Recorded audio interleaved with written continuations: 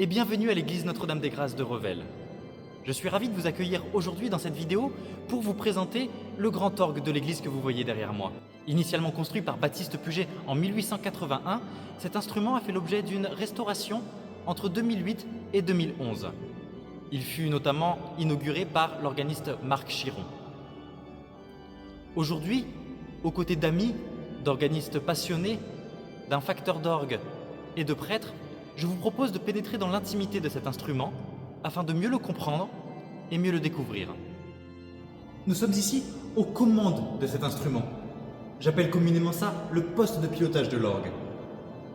Vous pouvez voir que nous avons devant nous 3 claviers manuels et un clavier pédalier. Le premier clavier manuel s'appelle le grand orgue, le second le positif et le troisième le récit.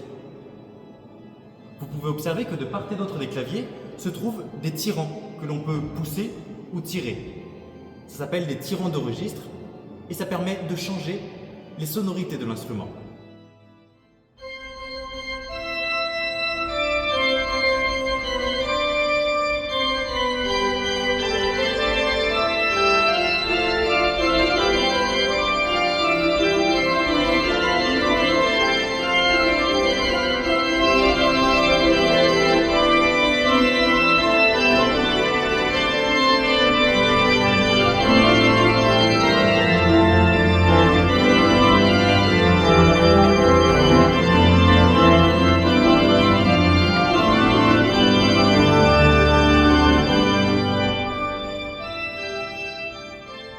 Pour moi, c'est un orgue absolument fantastique, de par ses sonorités et sa richesse de son. C'est un orgue du coup d'une esthétique plutôt néoclassique, qui permet donc d'aborder un répertoire très varié. Et c'est vraiment un avantage en tant que jeune organiste pour ma part et apprenti facteur d'orgue de découvrir un petit peu ces orgues qui sont d'une grande complexité mais aussi d'une très grande richesse. C'est pourquoi j'aime souvent aborder tout le répertoire dessus. Quel est ton meilleur souvenir à l'orgue de Revel? Pour moi, la fin d'une messe où j'ai joué le grand début, la grande ouverture de la sonate 1 de Mendelssohn sur le tutti, c'était un grand moment pour moi. Ce grand orgue de Revel en plus a vécu pas mal de transformations, donc il est passé du romantique et modifié par Bancel en 2006 qui lui a donné son plein potentiel qu'on lui connaît aujourd'hui. Et c'est vrai que ça permet beaucoup de choses, et surtout il a des richesses sonores et des sonorités très pointues qui sont très appréciables.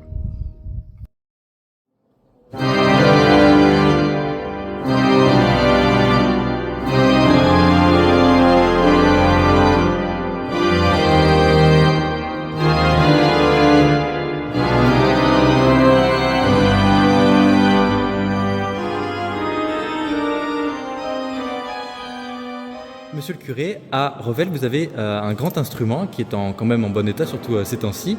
Quels avantages vous trouvez à l'avoir dans votre église Voilà. Alors j'en ai un à Revel, j'en ai aussi un à Aurillac où nous sommes, et j'en ai aussi un à Saint-Félix. De très beaux instruments. Et il y a plusieurs organistes qui s'agitent sur ces instruments, donc c'est formidable. Et c'est très important parce que pas simplement pour l'animation, au sens de rehausser un peu tout ça, mais parce que les gens en ont besoin pour prier. Ils en ont besoin pour sentir que leur prière n'est pas simplement faite de leurs petites choses un peu pauvres, de nos petites choses à tous un peu pauvres, mais sont faites par la puissance et la grâce de Dieu, et la musique justement nous fait sentir cela. Alors évidemment, ça nous aide aussi beaucoup, par exemple dans les funérailles, parce que du coup, comme ça, nous avons l'occasion de célébrer des funérailles qui sont vraiment chrétiennes. Voilà, ça c'est très important. Je dis ça un peu avec le sourire, mais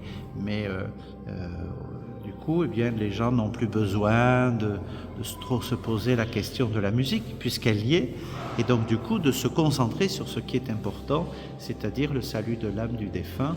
Donc c'est formidable. Donc nous avons besoin de ces orgues et de ces organistes, parce qu'un orgue sans organiste, on ne sait pas trop ce que ça devient. Et puis, l'orgue, l'organiste, le facteur d'orgue, donc il faut tout ce petit monde, et il est heureux que des nouvelles générations s'y intéressent. Bon dimanche! Et voici pour cette présentation du Grand Orgue de Revel que nous avons fait aujourd'hui avec donc Adrien et avec le Père Sébastien, le curé de la paroisse, qui a bien accepté de répondre à nos questions. Voilà, donc l'association que vous connaissez, les Amis des Orgues de Revel, que j'ai la chance de présider, propose des concerts régulièrement dans l'année et accompagne aussi toutes les célébrations qui ont lieu en l'église Notre-Dame des Grâces. Donc on espère vous y retrouver nombreux et nombreuses, et à bientôt pour une prochaine vidéo.